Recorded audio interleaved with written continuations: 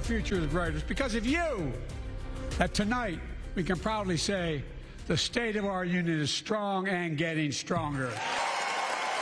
President Biden tells the nation and the world that America is thriving under his leadership, but warns that democracy is under threat at home and abroad. In his final State of the Union address before the presidential election, he did not hesitate to take shots at his predecessor.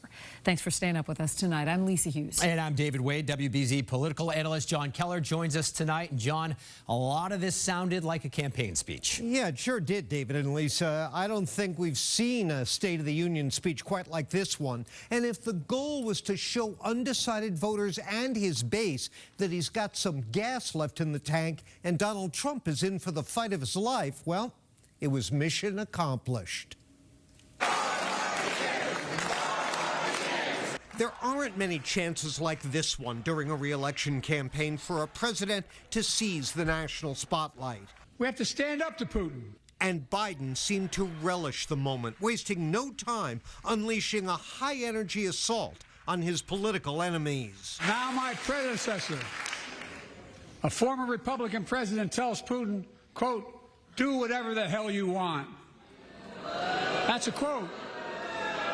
A former president actually said that, bowing down to a Russian leader. I think it's outrageous, it's dangerous, and it's unacceptable. He cast former President Trump and his allies as traitors for their January 6th equivocations. My predecessor and some of you here seek to bury the truth about January 6th.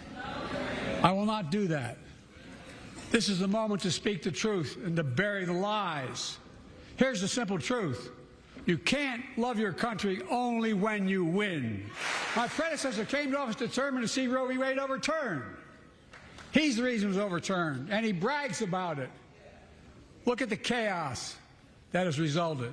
And with victims of that chaos looking on, he ridiculed the Supreme Court majority and the anti-choice right for what he termed political folly. Those bragging about overturning Roe v. Wade have no clue about the power of women. But they found out when reproductive freedom was on the ballot. We won in 2022 and 2020, and we'll win again in 2024. And when Biden wasn't scorching his critics with high-decibel rhetoric, he was dropping his voice to lower the boom. Well, my predecessor, and many in this chamber, want to take this prescription drug away by repealing the Affordable Care Act. I'm not going to let that happen. All to the visible dismay of the opposition.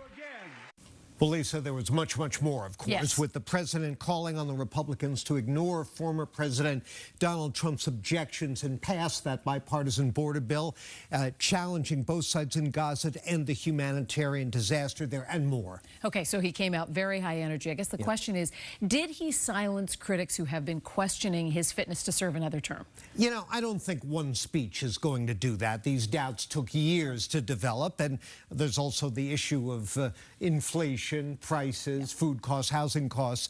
But I doubt undecided voters who tuned in tonight with honest curiosity will come away thinking that guy's all washed up. We'll see. Going to be a battle. You bet. All right, John, thank you.